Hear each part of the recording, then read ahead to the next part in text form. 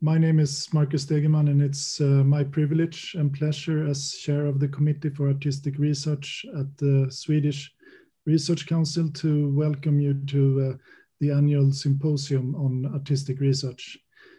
The Committee for Artistic Research is arranging the symposium in collaboration with Göteborgs Universitet and the Chalmers University of Technology.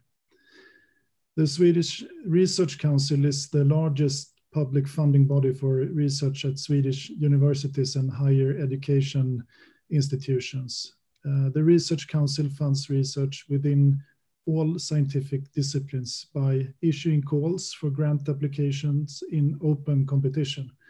And each year, around 7 billion is awarded to fund the Swedish research. The Swedish Research Council's Committee for Artistic Research support practice proximate research of the highest scientific quality within artistic research. The committee has 7 members representing different art forms, and the members are Annette Allander, artist, Hanna Hallgren, poet and senior lecturer, docent in gender studies at Linnaeus University, Johan Redström, professor of design, Umeå Institute of Design, Mikey Schalk, associate professor, urban design, KTH, Royal Institute of Technology, Carl Unander Skarin, professor in opera, Karlstad University, Cecilia Sjöholm, professor of aesthetics at Södertörn University. The Committee for Artistic Research decides which calls are to be made in the area of artistic research, and we are responsible for appointing members to the review panel that are assessing and prioritizing the applications that are submitted to the Swedish Research Council. The committee also follows up, evaluates, and produces strategies for research, for the research area. For example, through research overviews. And in this work, the committee is assisted by both national and international experts. And I should also mention Niklas Östlind, who has been scientific advisor to the committee and to the Research Council since 2018. And the committee have a mandate to advise the government on research policy issues. And each year, we also arrange a symposium on artistic research, like the one we are opening today. And the symposium is aimed at researchers and other actors within the arts and have had various focal points over the years. And last year, for example, we were looking into the questions concerning the impact of artistic research. And the topic this year, as you know, is working together, and more specifically, looking into and discussing the opportunities and challenges involved in collaboration. I would like to just conclude my introduction by wishing everyone a successful and interesting and fruitful symposium. And with that, I would like to give the floor to Pro Dean Henrik Benesch, Göteborgs University, who will say a few words about the technicalities and some other things as well. So Henrik, please.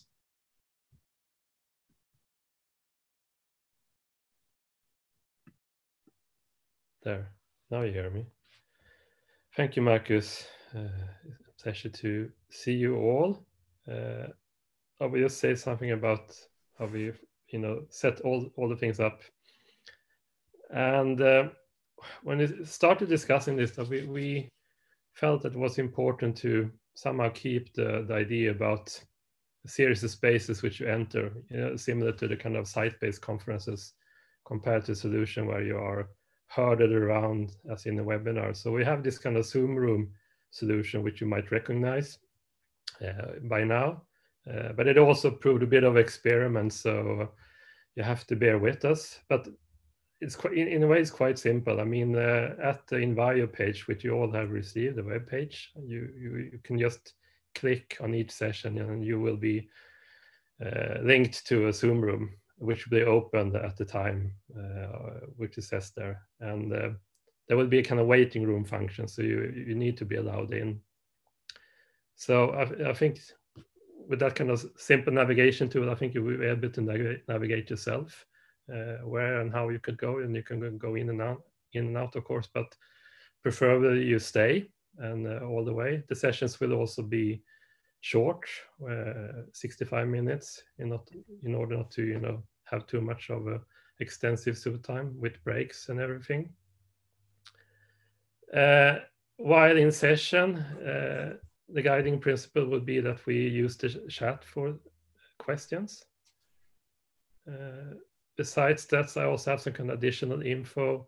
So the session 3 now at 2 o'clock, observation through practice, there will only be one actualization. So we've only gone for 30 minutes. And session 4 later this afternoon, a conversation about working conversations, will really be a more interactive session. So there's a cap of 15 people attending it in order to have a proper conversation. Because, I mean, initially when we planned, we didn't foresee, I don't think we have 300 people here now, but there are actually 300 registered to the conference, which is quite impressive record.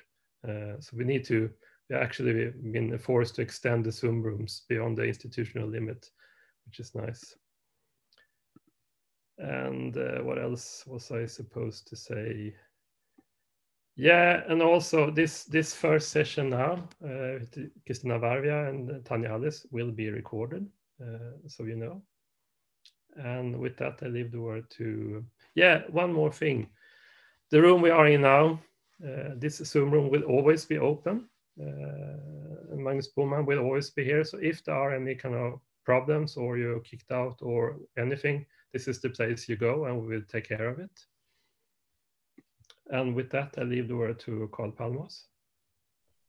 Yeah, I'm just adding one thing. If you've had a look at the program, you probably noticed that there's an outro tomorrow in which we will conclude everything, and we will there use the breakout rooms essentially. So you will be randomly selected to join one room, and there you can discuss general takeaways, other things that you'd like to say about this experience, suggestions for going forward for next year, and so forth. And you can add those also in written form in the chat. That's pretty much all I have to add at this point. Thank you. So my name is Niklas Östlund, and I'm a scientific advisor at the Research Council in the field of artistic research.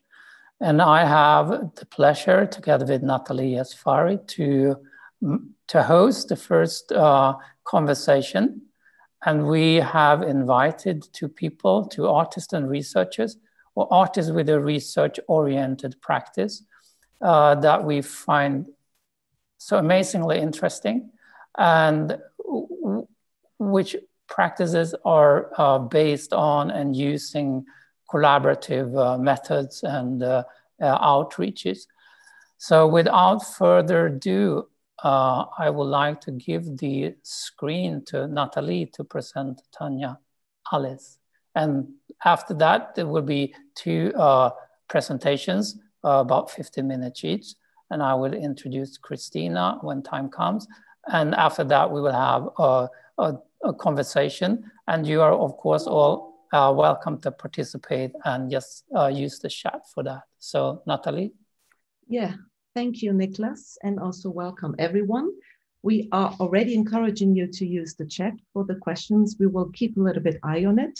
And I'm very happy to introduce Tanya Alice from Brazil. She's a performance artist and performance art teacher at the undergraduate and graduate program of the Federal University of the State of Rio de Janeiro, shortly Unirio. She's also trauma therapist and laughter yoga teacher. She conducts an international research group called Contemporary Performative Practices, which is supported by the Brazilian Council of Research, and is focused on participatory projects in times and spaces of crisis and trauma. It is also, besides that, she is the director of the Performer Without Borders since 2016. Now, Tanya Alice, I also want to say, if Tanya Alice has something that she wants to express in the conversation and she doesn't have the right one, she will say it in Portuguese, and I will be here to also support that. Tanya Alice, the floor is yours. Thank you very much. Before starting, I would like to thank you for inviting me in your country and also in your homes, because with this virtual, I'm going also in the homes. So thank you. I would like to thank the National Research Council of Sweden, the Faculty of Fine, Applied and Performing Arts at the University of Gothenburg, the Kalmar University of Technology, and especially Niklas Oslin, Natalie Fari, and also Christina Varga, with who we will be sharing this space, and all the people who are here to think together about what it means to work together in the actual context. So I'm talking from Brazil. It's 8 in the morning, and I'm really happy to start the day with you. I would like to share with you some works that we have been done with the Performance Without Borders. It's a group that is related to the National Research Group that I'm directing, called Contemporary Performative Practices. And it gathers students and researchers from the undergraduate, the master, and the PhD that are conducting research projects in socially engaged art, especially in times and zones of crisis, even if now I think the whole world is turned in a zone and time of crisis. So we are working with this group since 2015, and we have been developing participatory projects in areas of abrupt and unexpected traumas, like earthquakes or terrorist attacks or invasion of favelas, or this type of questions, and also projects in long-lasting trauma zones, like the palliative care institution, psychiatric institution, favelas with elderly people, and actually in the pandemic context. So I wanted to present to you initially. I will share here the screen. One minute.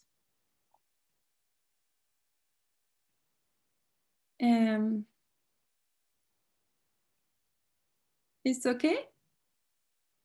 Yes? Yes. I wanted to share with you this book that I've been publishing last week, so it's really new, and it's called Manual para Performers e Não Performers, 21 Ações Artísticas para Produzir Felicidade. So the translation would be a handbook for performance and non-performance artists, 21 artistic actions to produce happiness. So the book, then I put again. The book puts together 21 more tour projects with the performative instructions that I've been realizing in the last years in different contexts, and that can be reperformed by students, teachers, activists, artists in their specific context, adapting this project to their situation and context. So the purpose of the book is to promote a multiplication of happy affects in the difficult times we are actually living. And it can be seen as a pedagogical tool to spread happiness in times of crisis and also beyond, because we hope that here in Brazil we go beyond the fascism, and we all in the world go through the pandemic context, so also it is for beyond. And in the context I have now, I would like to share one project that has been done in the context of abrupt trauma, and quickly 2 projects in a zone of durational trauma, and some conclusions that we have been discovering in the research group that might be helpful for people who have this type of, are developing this type of project. So the first one, it's in the context of abrupt trauma. It is a project called the Huck Project. It has been done, I have done this project in Nepal after the earthquakes that happened in 2015. And it consisted in collecting in Brazil hugs but hugs from 15 or 15 minute long hugs. The person gave me the hug and imagined who she wanted the hug to arrive. Like I wanted to arrive to a woman who lost her family and her home. And I was writing in a little book, the destined people. And after collecting 149 hugs, long hugs, I went to Nepal to research the people who were the destined people of the hugs, and to tell them, oh, look, this person knew what happened to you. She lives in Brazil, but she's sending you a 15-minute hug. So I give the hug to the person, and then the person cries and a lot of things happen. And so I wanted to share some pictures of this. You have the person who sent the hug and the person who received the hug.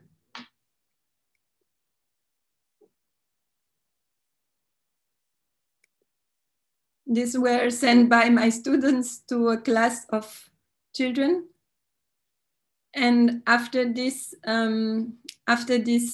project, the performance archive of this performance is a game that you can play where you create connections. So you connect the person who sent the hug and the person who received the hug, and more you will connect people, more you will win in life and also in the game.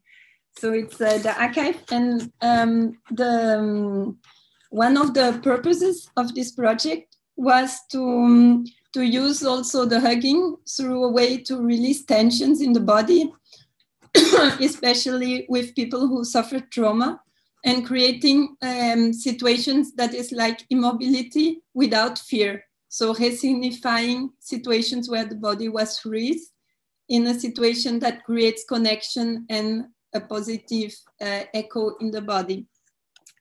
So I wanted also to share with you 2 projects that have been happening in the outskirts of Marseille in France, because my mother is French, my father is Brazilian, so I'm working always in the 2 countries. And this project here has been done in Marseille. It's called Dancing Home. So it was a project sorry, that has been done together. I am nervous because I have to speak English. This project has been done in the outskirts of Marseille with the purpose to create boundaries and connection between the neighborhood. So the association Les Têtes de l'Art invited me to invent a project so that the neighbors would get to know each other. And so the project consisted in going to the home of the people and ask them if they wanted to dance with me their favorite music. So I went in the homes, in the kitchens, in the places, in the bathrooms with the whole family. And the person said, oh, my favorite music is this, let's dance. So we danced with all the family. And there was an installation in the entrance of the building where I was putting the pictures of the people who had already danced. So the pictures were put there, and so the people started to help me. The person of the 8th floor has not danced, I will help you, I know her, let's go there. And so with all the building, we had the purpose to make the whole building dance. And it was very interesting experience. And at the end of the experience, we did a party at the entrance of the room where we played the favorite music of all the inhabitants of the building, and we had a party dancing all together the musics of the people. So it was a way to connect. And here is the guardian of the building who got this picture that stays until today in the entrance of the building with the people who dance. And then in the same building, 1 year after, I went back and I proposed a project about collecting laughters, which was going to the home of the people and asking, I would like to collect your laughter and record your laughter. Is this okay? So we had a big talk about laughing without purpose and what if the person laughs and why she laughs. And then we recorded the laughter of the people, because my idea was that most of the time we hear the negative sounds from the neighbors and we are complaining, but we don't hear the positive sounds. So the idea was to record the laughters of all the people and make a remix of all the laughters that they could do a download and hear all the other inhabitants laughing in the same audio sound. So there was this collecting of the laughters in the building with a little game also that was a game that helps you to laugh without reason. So I wanted to share these two examples of abrupt and of durational trauma, which are different types of works. And now to end, I would share some conclusions that this artistic research made me found out. I think it's not, it seems very evident, but it's good to maybe to remember when we do this type of project. That is this conclusion, that it is important that you focus the collective energy on the creative process to get out of the traumatic process that it's inside the body. So get outside the body with an objective. Create a stimulating goal for all, and if possible, with all, not you as an artist create a goal for the person, but hear the person, observe the building, observe the person, and from what you observe and the time you spend and the listening, create with them an objective. Then also I feel it's important to create rules that feel safe for all, rules for the space, rules for the language that is used, and also rules for the schedule, because the mothers, for example, have different schedules from the person who have no children. So create schedules that are possible for all. Understand the temporality of trauma, which is very important because trauma goes through some curves. Working with the autonomy of the participants, with gradual decision-making and gradual autonomy during the artistic activities. So dosate this. Also, you can regulate the nervous system through exercises that can complete the response of the body that has not been completed at the moment of the trauma. So you can, through movement exercises, work on this. Also create deep connections between the people in the group so that you can promote the connection and build the trust in the group, which is the most important, because the trust is what really heals the trauma in a long way. Then also it can be interesting to work on exercises that will stimulate situations like immobility without fear and promote the connection, and work on liberating tensions like free movement practices like 5 rhythms, soul motion, this type of practices. Laughter yoga liberates a lot of tension also. I think in this project, it's also important to don't have many previous ideas and more listening to what is happening, listen to the, not only to the words, but listen to what the bodies tell to you. Equilibrate action and speaking with the participants so you avoid mental project, because if the project gets mental, some people get lost in the project and they lose the connection. Also, I think important to balance between your individual desire as an artist, the desire from the group, and the institutional goals or desire that wants result, that wants number, that wants effective results. So how you can calibrate all this. Another thing, I think it's important to work with local workers so that when you leave, the project can be multiplicated and can be continuated, and share all your tools with the local persons, the teachers, social workers, participant artists, through workshops. That is very important, that happen the workshop together with the project. Also be very careful with the archives, that the people really consent to be recorded, be photographed, be shown in other places. Work also with people you have affinity with. It seems evident, but some projects doesn't work because of this. Work with structures that support you and help you, because some situations can be really challenging and also take care of yourself and your limits. So these very simple tools, I felt like it could be interesting to share with you, and so that we can talk together about these questions that are related to this field of socially engaged art and relational art, art of care, and also what Charles Leadbeater, he calls the art of with.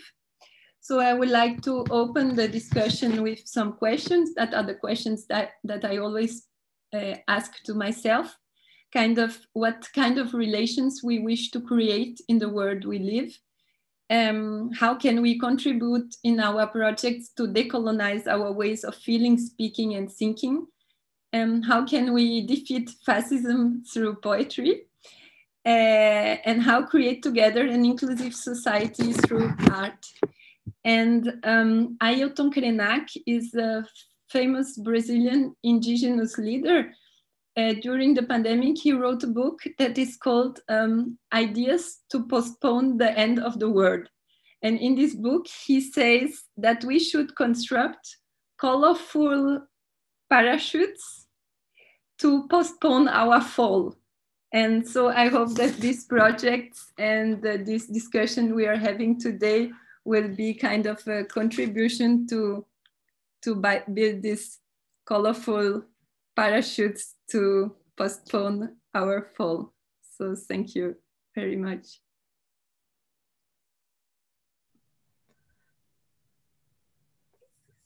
Thank you too. Obrigada. Well, Nicholas, I think we can go directly to you before we go to the discussion and the chat, so that, yes, you can introduce Christiana. Thank you very much, and I will. Christina Varga, currently a research fellow, was formerly a deputy director and lead researcher of forensic architecture. She is trained as an architect and has taught diploma unit at the Architectural Association. That was between 2018 and just recently.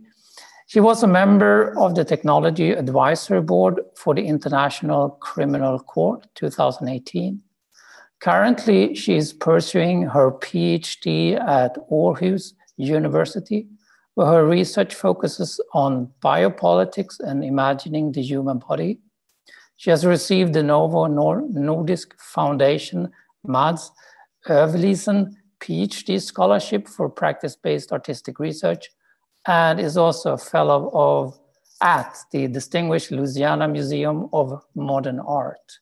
So please, Christina, the screen is yours. Thank you, Nicholas, and thank you everyone for organizing this really beautiful event. It's a pleasure to be here and to speak also after Tanya and Lisa, although I don't know if I can match the level of beautiful positive energy that comes from it. Unfortunately, my subject matter might be a little bit grim, but with that, I would like to briefly show you some of the work of forensic architecture, which, for those of you who don't know, is a research agency based in Chalmers University of London. And it is an interdisciplinary team of architects, filmmakers, artists, investigative journalists, programmers, lawyers, theorists, etc., but uses architectural media techniques for human rights and environmental, for research for human rights and environmental violence, usually against state violence.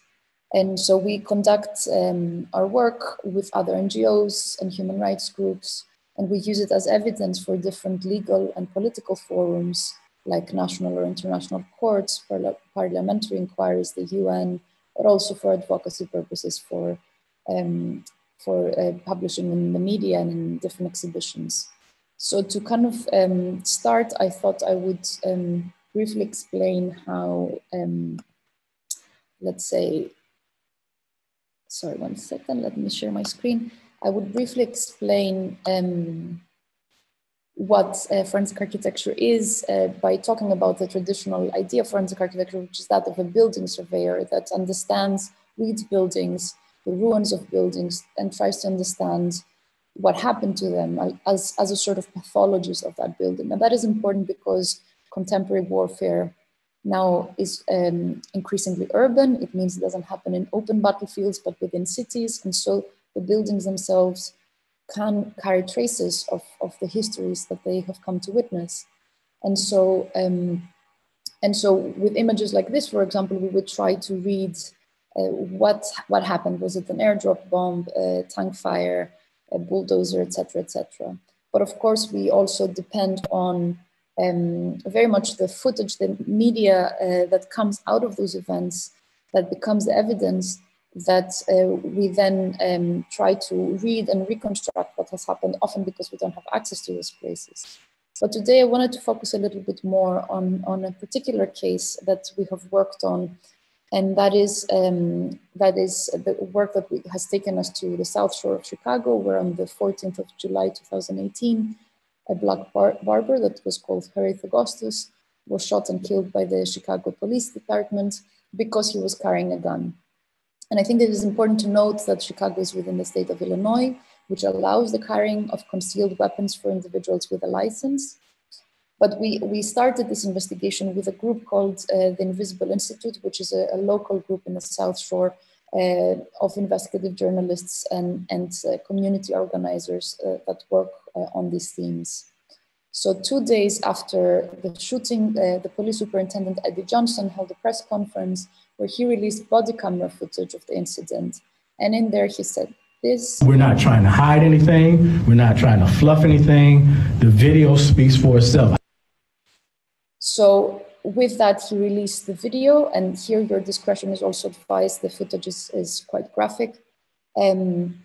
The video was titled "Aggravated Assault to a Police Officer," and in fact, there were two versions, an edited and unedited version that was released.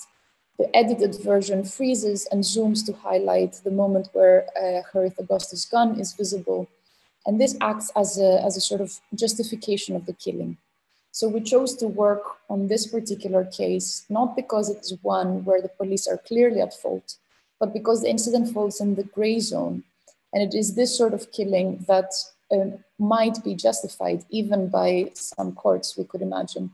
So the question we want to ask is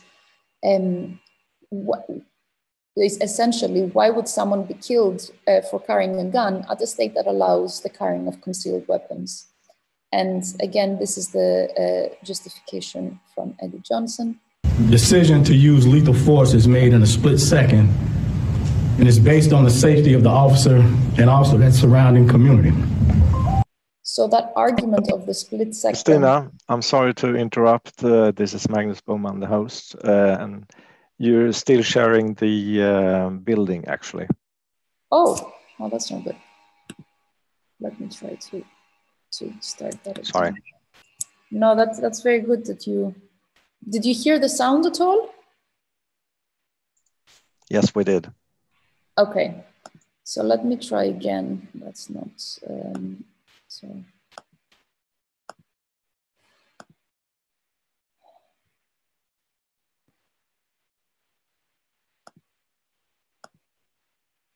Okay, I'll try to do this. Maybe that's easier. Do you see here? Sorry, do you see this? Yes, okay.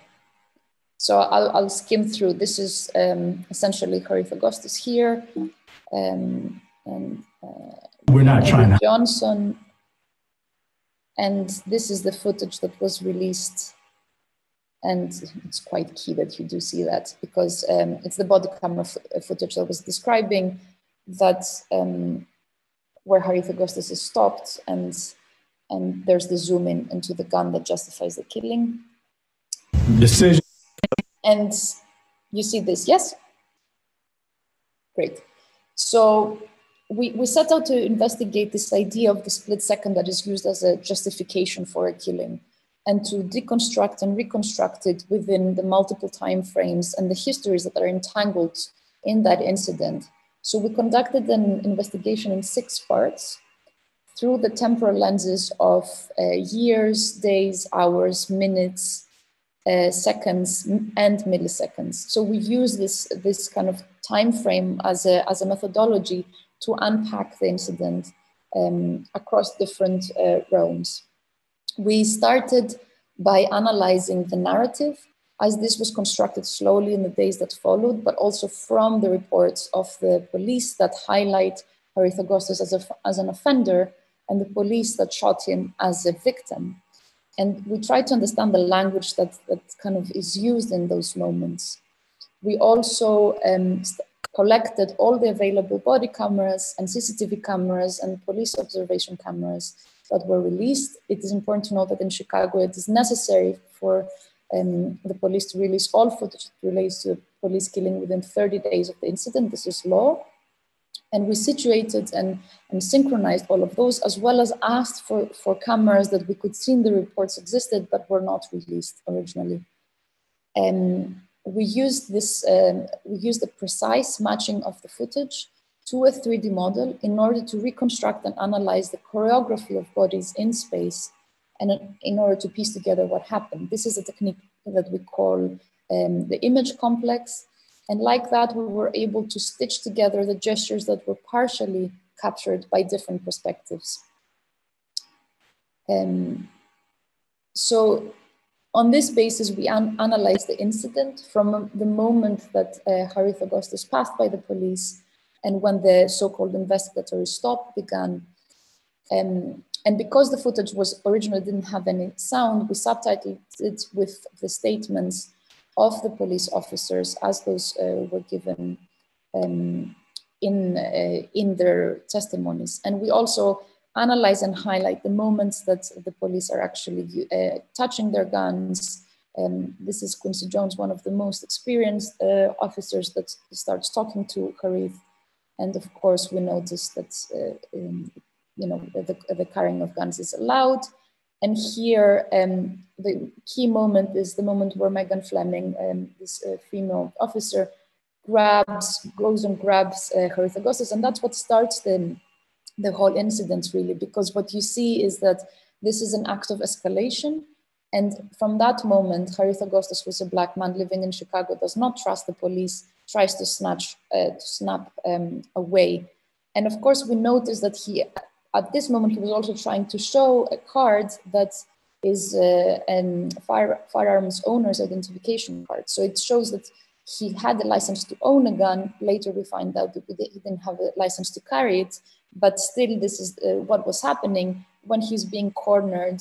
And from that moment onwards, we switch to this top view so that we are able to see what happens. His shirt is grabbed, and then he tries to leave. And that's when he gets shot and killed. And then we zoom in even more, and we try to understand what is happening within the scale of the milliseconds. And here we are trying to understand how a frame within the film, the duration of a frame, how does information get captured within a frame. And we move on to understand the moment that the shots happen, because again, we don't have sound, by working on the motor action, by understanding how long does it take for witnesses to react to an incident as such, how long does the brain take to process that, and so that we can establish the moment of the first shot. We also corroborate that with information we have from the shot spotter that captures the sounds of the gunshots. And we move on to then try to figure out not only when the first shot happened, but also when did the police officer decide to pull the trigger. This is quite important because we want to understand what the police officer was looking at when the killing happened, and how did his decision-making process occur. So we also, for that reason, we spoke to a neuroscientist called Tiago Branco, who tries to help us understand how the split second operates within the brain. The question is, was the shooter reacting to any particular event that led him to press the trigger? That you might call a split-second decision if you want. Though I think the term is actually a bit misleading because it comes on the back of this escalation, essentially, which in this model of decision-making would be you're already pretty close to your threshold, and then you just need a little something else to take you over the threshold. So we're trying to kind of unpack what the split-second decision means and how it's used usually to justify police killings. And here we're doing a quick comparative analysis of how the different police officers reacted to the same stimulus, to the same events. And what we see, the only difference between the police officers is experience. So 2 of the younger police officers that are still in probation, one of them reached out and grabbed him, escalating the event, and the second one shot him. So this points towards this being a policing mistake rather than a justified killing, because there was an actual threat. So we also wanted to question that perspective of the police body camera that makes us identify with the body of the police officer. So, and that kind of essentially contributes to that narrative of the threat. So to do that, we produced a kind of another speculative visualization, which would be, what would Harif Augustus have seen while he's being cornered and pursued and essentially killed? So we kind of reverse, so to speak, the gaze to see it from the victim's perspective, from the one who has experienced that police violence. And essentially what is important to notice also is how threatening it is to have people with guns all around you. And that might justify why the moment that he was escaping, he might have momentarily touched the gun. Finally, the politics of those perspectives are quite important. And months after we filed repeated freedom of information requests, there was another video that surfaced that is from the police dash camera from that car, where you can see a very different perspective of the killing. And you see actually the shooter being an aggressive person rather than the victim. So what we expose here is not only the way that the police narrative is constructed to protect the police officers, but also the concealment of the evidence that does not fit that narrative, and the lying that the police who claim to have released everything. We also deconstructed that event following what happened hours after the killing, where the community gathered to protest the killing of a fellow, a barber, a community member. And we did this by reconstructing the protests that again were met with violence by police against the protesters by using this technique that we call situated testimony. And this is a technique that we usually use when we only have witnesses' memory to work with. And we have found that reconstructing the events in space and in 3D models allows the witnesses to remember more details of what happened. So here you see the way that the footage and the memory of the witnesses fit together in order to reconstruct what is a continuation of that original violence to suppress public opinion in the community. And we also, the Invisible Institute, our partners, opened up that story even more by looking at this incident within the years of history, contextualizing the killing within the history of police violence in the South Shore neighborhood, and tracing it back to the 1919 riots that followed the murder that happened by stoning of young Eugene Williams. This was a 3-day race riot that led to 38 people dead, 537 people injured, and more than 1,000 Black Chicagoans homeless. And here, Adam Green, a historian at the University of Chicago, tries to contextualize that. The riot as a public emergency is met by a set of very dramatic and, as I understand it, unprecedented police decisions. One of them was to establish a cordon, what was called a dead zone, around the existing sort of concentrated Black residential community known as the Black Belt. That decision, a policy decision, which objectively could be understood in the moment as having some merits, was one that ultimately kind of resulted in the first citywide scale example of differential policing. And that differential policing is going to be something that's going to be instituted, that's going to be embraced, that's going to be understood as the code of the police rather than something that's an anomaly of police conduct. So this work, just to kind of wrap up, I want to follow with 2 points. This work was exhibited at the Chicago Architectural Biennial and at the Invisible Institute, and is being used to support legal claims that the family is taking forward. It has also spurred investigations from the mayor of Chicago, the Civilian Office for Police Accountability, and the Chicago Police Department that are looking into the usage of this footage. in accountability efforts towards for police violence. And so it is an opening, the investigation itself and the analysis was an opening that started a whole series of other processes. And I wanted to just end by kind of connecting to another quick new investigation we just released, and that is really in process and in progress. That is essentially looking at the police brutality that we have recorded for the Black Lives Matter protests now in 2020. And here we're working in a very different way. We have developed an open source software that we call Time Up that allows the aggregation and plotting of events in time and in space. And through that, we can use it to analyze a plethora of incidents and tag it with appropriate information that allows other groups to go in and investigate those incidents further, but also allows us to see that as a pattern that is nationwide, not just specifically, not to kind of counter that idea of the policing violence happening from a few bad apples, let's say. So trying to see it from a policy-wide perspective. So we have gathered hundreds of videos that demonstrate that police brutality against protesters, and we are continuing this work and looking to further investigate very specific and individual cases.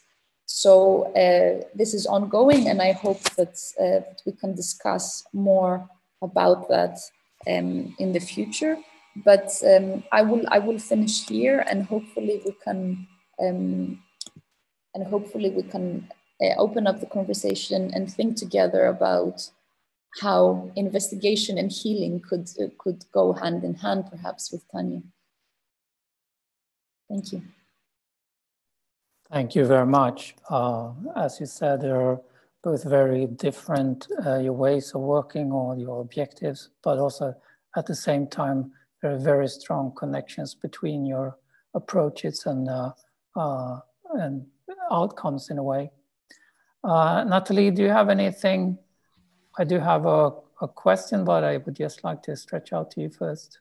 Yeah, no, I'm fine. I'm actually wanting that people now that are participating are putting things in the chat, that they can unmute themselves and also pose questions, or maybe what also could be an interesting idea that Tanya and Christiana give a little bit of response to each other's projects in some ways or approaches. And then from there on, I think some audience members could just unmute and pose some questions. So I would encourage now Tanya and Alice to give some kind of response to each other. Sounds brilliant. Tanya, would you like to start? Yes, I'm very impressed with the work of the collective and Christina. It's very, very fundamental and very important, the work you do. And I was thinking that if you expand this work in Brazil, you would never be unemployed, because we have so many cases of police, of this racism applied. Last week, it happened that a person in a supermarket was dead by the security and without gun, without anything. So the racism kills thousands of lives in Brazil all the time. So I think this project is so fundamental and really interesting.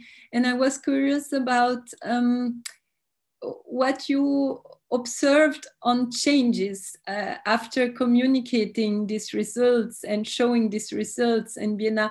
Do you feel that something changes, or through this consciousness of the abuses and the racism, or you feel that it stays the same? Because here in Brazil, we have this, the feeling that we know the conscience is there, but still is legitimate to a fascist government that encourage this type of attitude. And so even if people know, it doesn't change. So I would like to ask you if you feel that there is a changing through this consciousness or no? Yeah, I mean, this is a great question. And obviously, like, this is the the crucial question. This is the million-dollar question, make or break. No, I think when doing such work, we have learned to be satisfied and grateful for the smallest amount of change, because obviously these are forces that are much bigger than us, histories that have lasted for so much longer than when we have kind of come into this. What we've noticed, of course, is that, or what is important to highlight is that these struggles have really started with the community resisting and pushing for change for decades. And so it's our contribution within it is just one more act within that long history. And the only thing that we could offer, I think, similar to how you were speaking about kind of leaving behind this capacity or giving the opportunity for community members to think about more tools that they could be doing what they're already doing in other ways, is I think we come in and we do one type of analysis that is strategic. So of course we cannot investigate all murders by police in Chicago alone. There's just too many, unfortunately. But what we can do is demonstrate a series of ways that this could be done so that other people can follow up on that work, but also demonstrate to the authorities that this sort of looking back by civil society can happen. And so they need to think twice about how they're conducting their business. But that doesn't happen so easily. One thing that is important to note, for example, is that that's a law that says that all footage of a police killing needs to be released within 30 days, came after a really horrific police killing of a young man called Laquan MacDonald, who was shot 14 times by police. And after a very long struggle in the courts that pushed, and a series of freedom of information requests that pushed for that footage to be released. And the moment that footage was released, all of a sudden, all of Chicago could see what happened in that moment. And that was a basis upon which they could argue for it. And we basically built upon that, something that is not our legacy, but we work further on that, and we demand more, that it's not only that some footage is released, but all footage is released. And there was a big kind of, that was what we revealed, that even though it is law, there's a lot of police departments that are actually hiding bits or forgetting to include some bits, right? So it feels necessary for civil society to follow up and ask more of their governments. And it's always small steps, but you do see something happening slowly. You do see the confrontation and the government's no longer able to stick to that official narrative of, the police was attacked and there was an armed confrontation, but rather it was an innocent man walking down the street and he happened to have a gun. And for that reason, he was considered a threat because of racist motives. So even correcting that part of the story feels enough, let's say. But I'm also interested perhaps to kind of go back to what you were saying. I'm also interested in the way that, let's say, entering into a community and carrying, being part of that also allows you as a performer or as one of the kind of participants on that work. Sorry, the lighting here is a bit off, but allows your own kind of body to enter into that space and pass on that message. I was really struck by the way you were describing kind of entering in a little bit how we were told, how we were considering the work of forensic architecture coming in and doing like a strategic intervention. Your strategic intervention somehow is within your own body and allowing to carry that message. For example, the beautiful project of the hug that passes on that message. What's nice about it is that it's a really embodied way of being present and giving that back by participating literally in that story. So I'm not sure how this is kind of becoming a question, but I like this idea that you put forward, that it should not be only a mental exercise, but it needs to be embodied and it needs to be somehow carried forward by a sort of action and performance. I wonder whether we could maybe expand a little bit on that.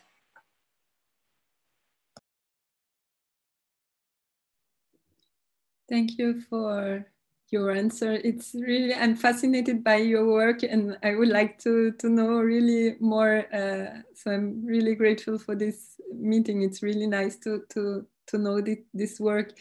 Yes, I think it's the performance art. It's about really not only working together, but being together and resonating together. So I think one of the questions is that previous, there can be no project about people or for people, but only with people. So there is a time to feel the people, to the situation, the context, to understand, to read about, to spend time, and to not to impose a project to person, but to really create the project with the person and what they would like to. And then, of course, the artist has some tools, like the tools of the somatic experiencing, which is the tools I work with, but it can be other tools also, so that you can have some tools to regulate trauma through in an indirect way. And of course, you regulate also yourself, because when you are in the situation of the trauma, like the earthquakes, you have the replicas, Natalie. Repliques. The earthquake doesn't end, it repeats. So you are also submit to the situation. So it's a process that is really shared process and very, yes, embodied process, because you can only, the performance art is the art of the presence, so of your body present and the connection present and the context present, and not representation that you could do as if, or so everything is very real. I mean, real with all the question that this word brings, but it's really the body presence is very important to hear, to listen to the person.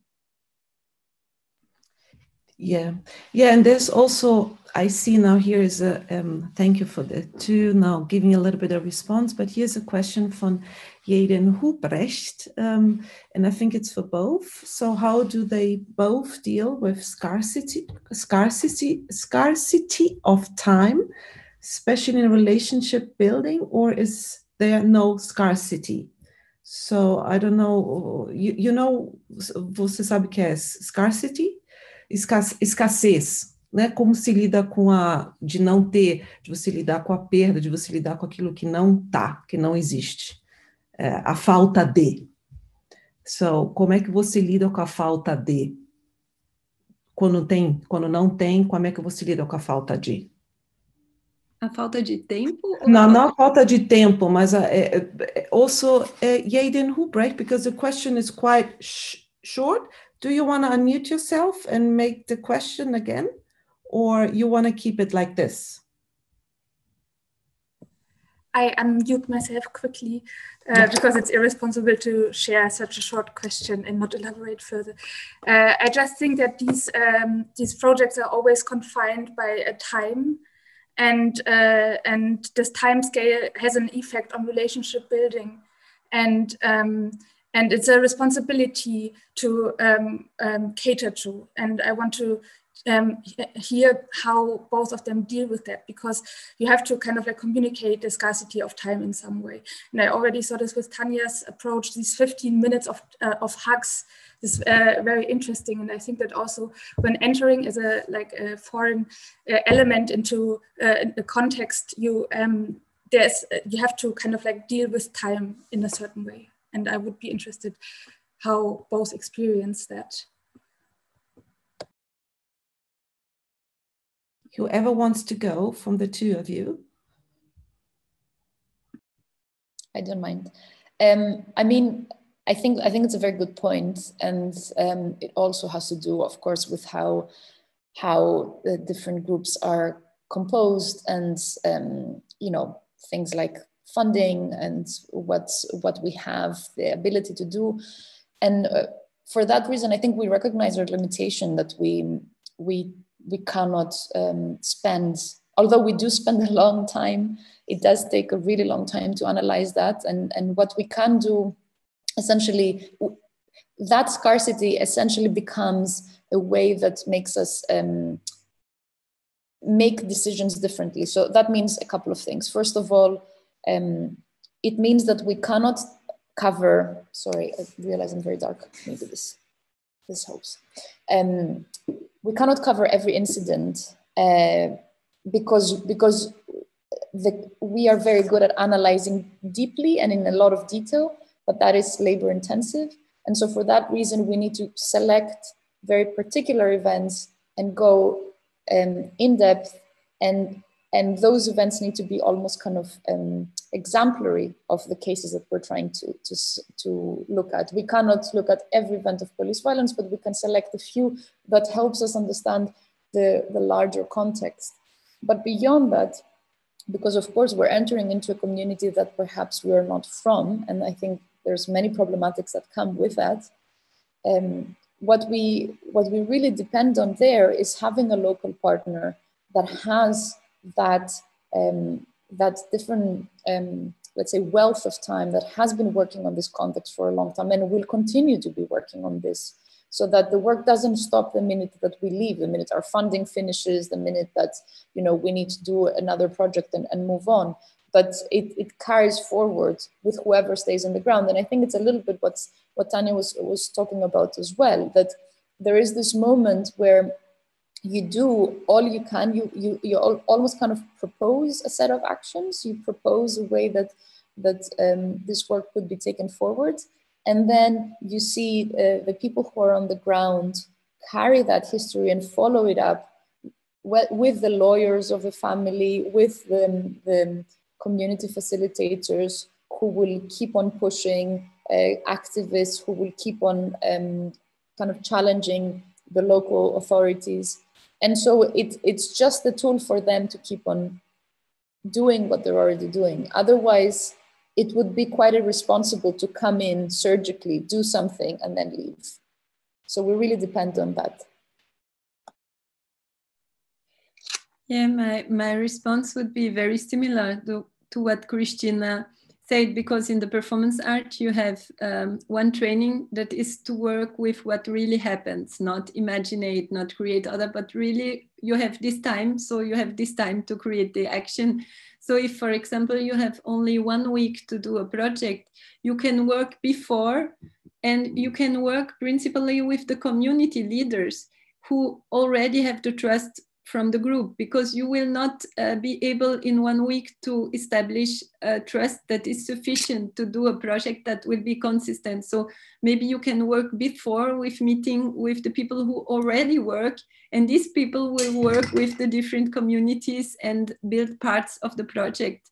And the time is always really a crucial question, also because the foundings and all the projects, they tend to be short and shorter and shorter and shorter.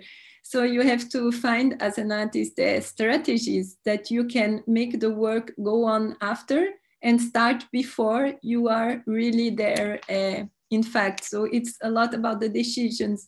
And also you can, the type of participation you work with the persons, there are different levels of participation that you can use. So if you have much time, you can have the time to really create the project together. But if you have less time, you can come with some pre-solutions and you can suggest, for example, we could do this, or one time I have seen something like this, and then you can have the response from the people. Or if you have really short time, you can say, my idea is to do this. What do you think about this? Would you like to change this? Or would you like to imagine? But you have already some tools in your backpack that you can use. So if you have shorter time, you use, but the importance, I think, is really the continuity of the project, as Christina was saying. And we only come and do some action that is like a concentrating, but it's important that the other actions continue. So really the time is important. And in the process of the body has his own process. So you cannot decide mentally what you will do with the body, because the body has its own rhythm, has its own time. So in the hug, for example, if you give 3 hugs, it kinds to be, it sometimes can be violent to take a person and hug, and you don't have time to establish the connection. And for example, if you give a hug in a context of earthquake, you can feel in your body that the person is not grounded. She has no trust in the floor anymore. So if you do yourself the work of grounding, it resonates in the body of the other person, and the person starts to ground. But this is a process that is long. It cannot last 2 minutes. So that's why the hugs last 15 minutes or 10 minutes, so that the people have time to just freeze and cry and do all the response they had not time to do in the moment of running away or so. So there is really the time of the body that is very important, that you don't, a flower has his time to grow. So you cannot say to flower, you have to grow because I have only 1 week and you have to grow now. So it's the time of the nature, and it's the time of the body that we have to respect. And sometimes we tend to force a mental rhythm to situations that have another rhythm. So it's important that we be attentive to our bodies, to our relations, to the time of the nature, to things that are together with us, so that we don't force because of our will, because we want, because this is action of ego that wants us to be productive and quickly and do good projects. But the life is not like this, I think. So it's very similar to the response of Christina.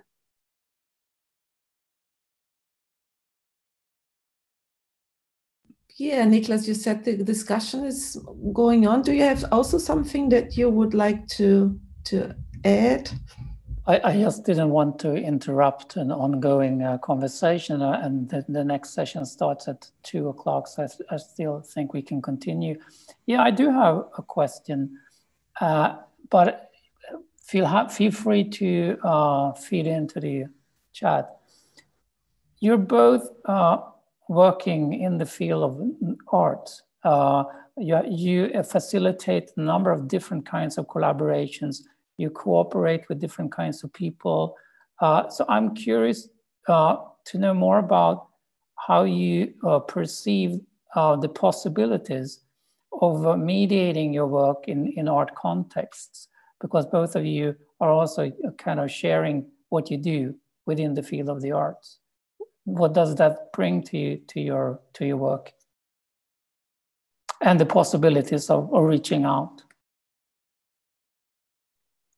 Nathalie, é sobre o que traz o compartilhamento, é isso?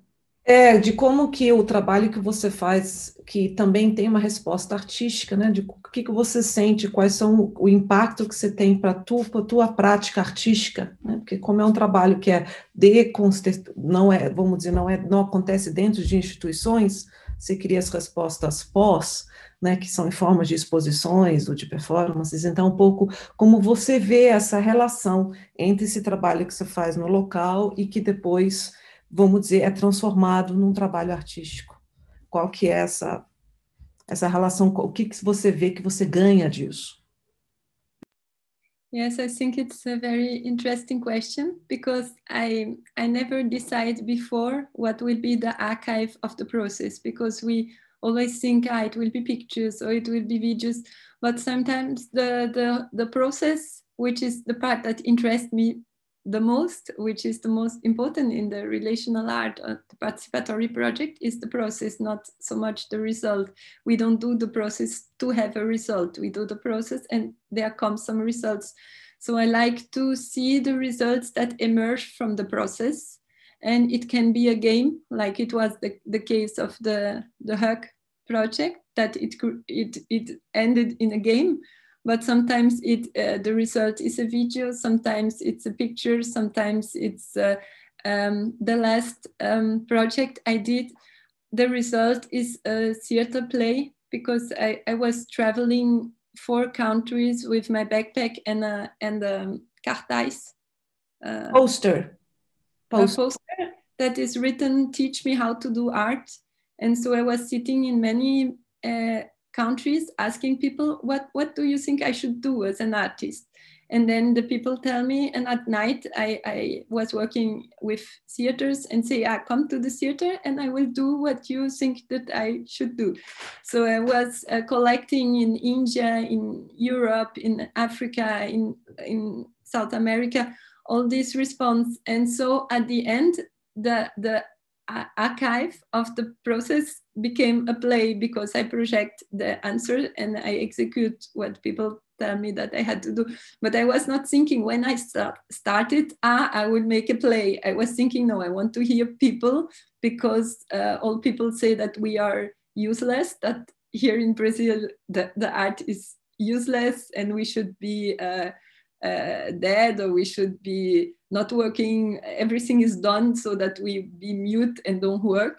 So what's the utility for the people? So it started from a real question, and then the question brought me to other places, and then the archive turned to be a play. So sometimes it's a play, but sometimes it's an exhibition, but I cannot decide before sometimes what it will be, because the process will make like another project. It was about hearing people in my bed. So I put my bed in public spaces so people could lay in the bed and talk about their homes. And this was an installation video where the people laid in the Museum of Contemporary Art in beds, and they were seeing the videos of other people talking about how they had lost their beds through their emotions, because here in Brazil, people were taken away from their homes to make some estágios para Copa. Fazer o quê? Estágio de futebol. Stadiums, football stadiums. For the football cup. So people were taken away to make the football cup here in Brazil. So people were talking about how it is to lose your home, your bed, because the place you are living will become something for the football cup. So it is always very dependent on the project, but it's an essential question, I think, because it is what will stay during a short time. So it's also part of the research. Sometimes also the result is an academic paper sometimes. So it's really diverse.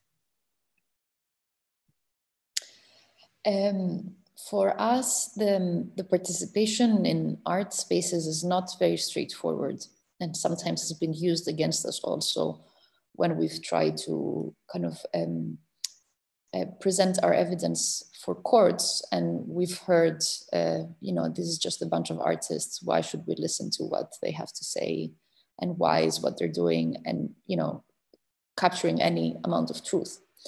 But the reason why the art spaces have been important, they've been important from the very beginning of the practice, is that often those legal spaces or political spaces where the truth of certain events is argued and debated are not open to the public, are not open for discussion. They're not really accessible. And sometimes we use them strategically because we think they are forums that are important for pushing for political change. So we might be part of a court proceeding, but we also know the limitations of that. For example, there are certain courts that would not even consider some of the cases that should be argued. And so what we find in art spaces is another forum that allows us to discuss the details of cases of political importance with people more directly, because everyone can go to an art space, a cultural space, an exhibition space. We can open up discussions, and we can also analyze those events, not only in terms of the forensic technique, let's say, that needs to dissect everything in this cold language, but we can also analyze our own techniques and understand whether our own practices are correct. And so to also reflect on how we use representation techniques, how we might be, without meaning to, inadvertently maybe kind of reproducing that representational violence. So we've had cases where the fact that we have presented our work in exhibitions, for example, in Germany, we've presented at some point in Documenta, a case that was very important for the German context. And because there were millions of people who came to see one of those big exhibitions and saw our work, that created political pressure for our work to be included within a parliamentary inquiry. So it's almost like a way to open up a space and to create political understanding for a bigger amount of people. In other cases, we've also thought that the artistic context is not appropriate to exhibit. So especially in the case that I showed today, in the Chicago case, although we were invited, commissioned by the Chicago Architectural Biennial, who almost kind of put us together and helped us find the Invisible Institute, and we worked together because of the invitation by kind of an art organization and a biennale. They helped fund the work, but at the same time, at some point, we realized that what we're showing here is the killing of a Black man, and there's a lot of baggage that comes with showing a murder as such within an art context, and the exploitation that comes with the image of violence against Black bodies, that we did not feel comfortable to actually place that within the context, especially of a biennale that has a certain viewing rhythm that is mainly kind of people come in and almost like browse as if in a marketplace, different architectural practices.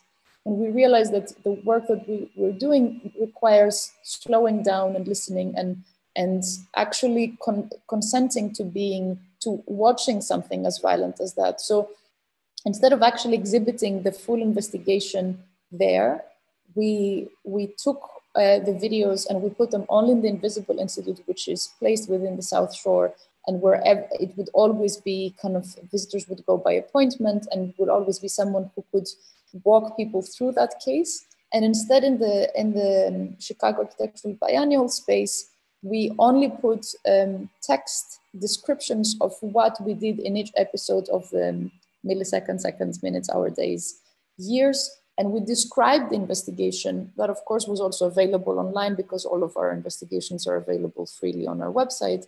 So someone could go and watch it if they wanted to, but they did not have to kind of see that footage of a Black man being killed by police without having consented to that. And we also included we did a small audio piece where we argued for the two cases by two community members, one of them an activist that was pushing for the footage to be released and did a series of legal actions to ask for the police to show the footage. And he said, show us, don't wait for 30 days. The community needs to know, show us what happened. So he was really feeling a necessity to show. And at the same time, there was another woman who is a neighbor of Harif who said, I could not watch the video. I could not put myself again through that process of seeing another Black man being murdered. And I didn't want to receive that and to have that sort of violence also hold within us. So we presented those two kind of opposing opinions to show both the necessity to look and the impossibility at the same time. So I think we need to be quite critical about how art spaces are being used as another forum where there could be political action. Very, very, very interesting. We do have a few comments and questions on the chat, but from a practical point of view, I have to be somewhere else very soon. So Natalie, can I leave the finishing of the session to you? Because I have to start up another session and I need to be there a bit before. We can go until 2, is that so? No, I think 5 minutes. Yeah, 5 minutes. And I thank you very much. It's been great interest and we stay in touch. And I now leave the screen to you, Natalie. Yeah, thank you. Yeah, then maybe what we could do, because here is a question of Paula Guillet de Monto. This is it's the screen of my wife. My name. Oh, okay. Who cares? So then you want to say it directly? Yeah. Make the question directly. Yeah. First, thanks a lot. Great presentations. Fantastic kickoff for this conference. But concerning the Christina's spaces, there must be a huge interest from the legal spaces. And how do you accede the legal spaces? Are you invited to the courts? Are you invited by the political actors and so on? And what are you must take part in conversation about decision theory, decision making, and this kind of micro studies, ethnomethodological stuff almost. Huh? You must be very much inside that kind of debate as well, I imagine, no?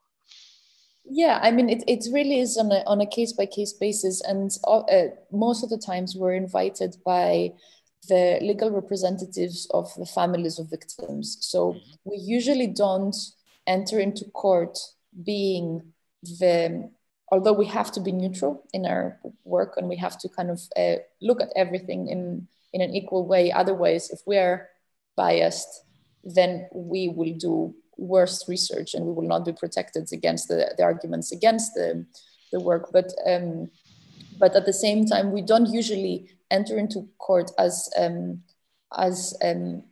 expert that is for both sides. We usually get invited by the families of the victims and are invited because it is strategic to bring all of evidence in one space, a 3D model, a kind of reconstruction that allows then the discussion to be more precise about what took place.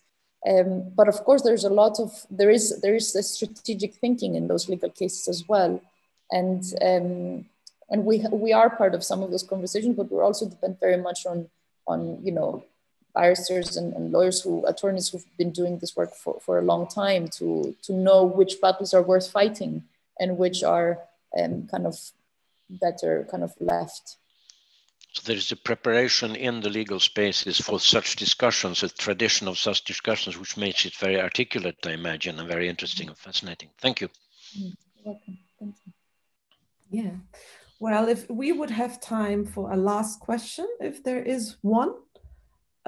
Last one before we then wrap up and finish. Is it there anyone? I think there was someone, I don't know if still is here, Henrik Frisk. Are you still there? Because you said you have a question. You want to make it? Yes, I'm afraid it's not a question that's suited for a minute or two. So I'll just make a quick remark to Christina that it's fascinating to see that we're using a lot of the same methods when we're trying to figure out how these these decisions made in real time in the process of playing music. We're using those kinds of reenactments and so actually my question was more to discuss a little bit the difference between working with representations and trying to understand reality and the gap between those two. But I think that's something we need to save for another time, but thank you both. Yeah, thank you too. So thank you all for then attending this first session of the conference. I think there is a break and then there are more coming in the afternoon in parallel sessions. So I encourage you to be there. And then once again, thank you, Tanya Alisi now, and thank you, Christina Varga, for being with us.